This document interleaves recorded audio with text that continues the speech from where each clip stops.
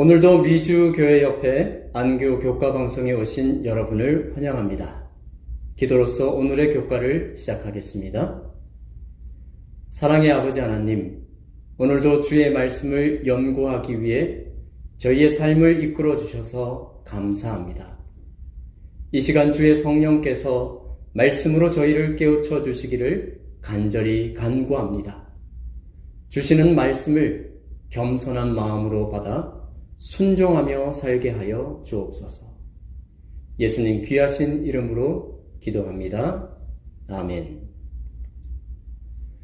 3월 10일 월요일 주제는 의로우시며 의롭게 하시는 분입니다.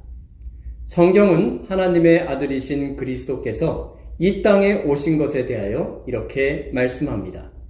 요한일서 3장 8절의 말씀입니다. 죄를 짓는 자는 마귀에게 속하나니 마귀는 처음부터 범죄함이라.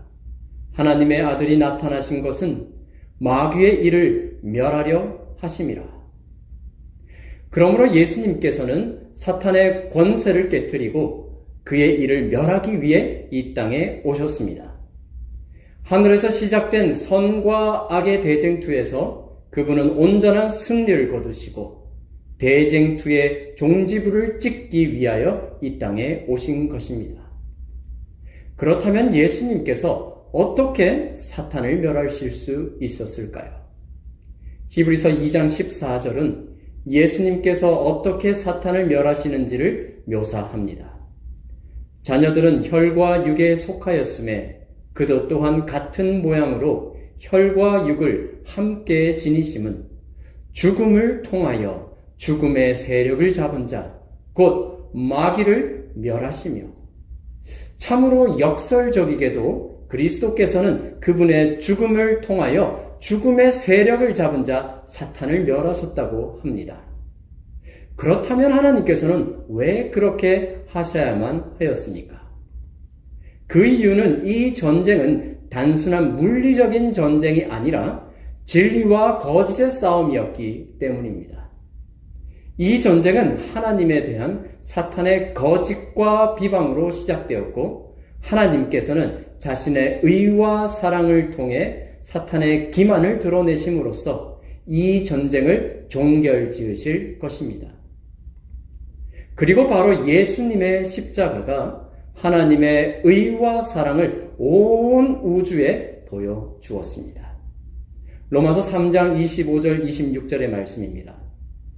이 예수를 하나님이 그의 피로써 믿음으로 말미암은 화목 제물로 세우셨으니 이는 하나님께서 길이 참으시는 중에 전에 지은 죄를 간과하심으로 자기의 의로우심을 나타내려 하심이니 곧 이때에 자기의 의로우심을 나타내사 자기도 의로우시며 또한 예수 믿는 자를 의롭다 하려 하심이라. 그렇습니다. 그리스도의 희생을 통해 하나님의 의와 사랑이 완전히 나타났고 또한 이를 통해 믿는 모든 자는 의롭게 하심을 받았습니다. 십자가를 통해 하나님의 승리와 사탄의 패배는 확정되었습니다. 영감의 글은 또한 사탄의 패배를 이렇게 묘사합니다. 사탄은 자기의 가면이 벗겨진 것을 알았다. 그의 행적은 타락하지 않은 천사들과 하늘 온 우주 앞에 공개되었다.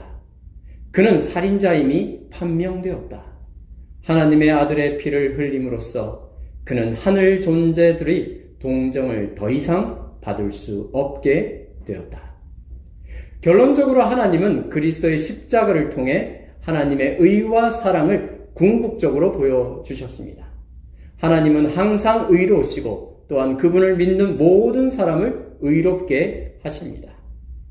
그리고 그분은 당신에게 허락된 모든 방안을 동원하여 우리를 구원하시기 위해 항상 선하고 더 좋은 일을 행하십니다.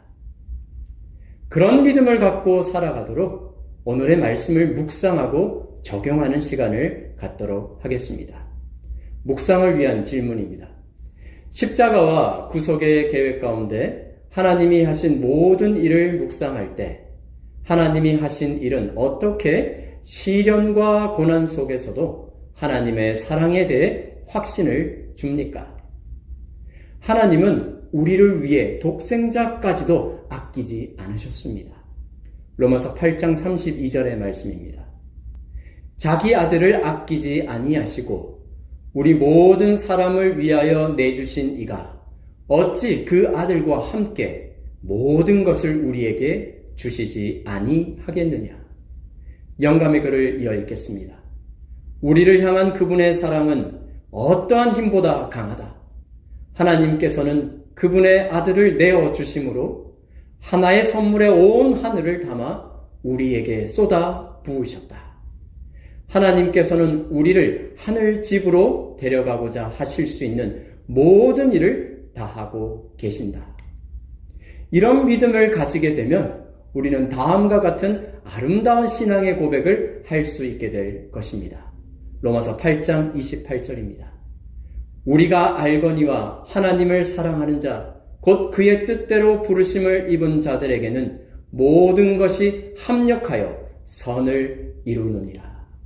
이런 고백이 저와 여러분의 고백이 되면 참 좋겠습니다. 어쩔 수 없이 겪게 되는 모진 시련과 고난의 순간에도 변함없는 하나님의 사랑과 그분의 신실함을 믿으며 승리하는 삶을 살아가기를 소원합니다. 다음은 적용을 위한 질문입니다. 우주적 대쟁투 속에서 하나님의 의와 사랑을 나타내는 것이 왜 그렇게 중요합니까? 그것은 우리의 삶에 무엇이 중요하다고 말하고 있습니까?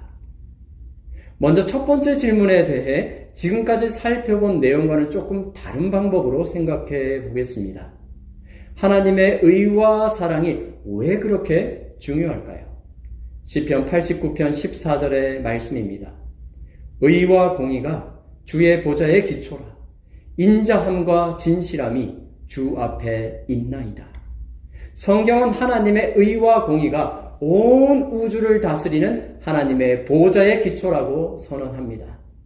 그리고 영감의 글은 하나님의 통치의 원칙이 되는 하나님의 율법은 하나님 자신만큼 신성한 것으로서 사랑이신 하나님의 품성의 사본이며 그 사랑을 나타낸다고 합니다.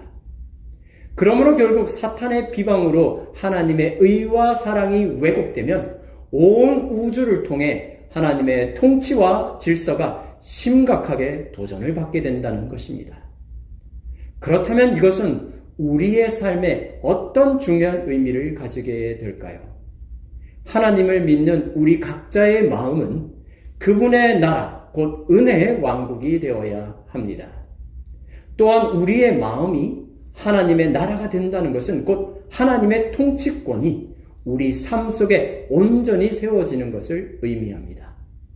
하나님의 통치권이 의와 사랑을 기반한다면 우리 역시 우리의 삶 속에서 하나님의 의와 사랑을 실천하며 살아가야 한다는 것입니다. 먼저 하나님의 의는 입혀주시는 의와 나눠주시는 의가 있습니다. 죄인이 의롭게 되는 것은 오직 믿음으로 얻게 되는 입혀주시는 의인 칭의를 통해서입니다. 그리고 우리는 더 나아가 그분의 나눠주시는 의, 곧 예수님을 닮아가는 성화의 과정을 매일매일 경험해야 하는 것입니다. 갈라디아 2장 20절의 말씀입니다.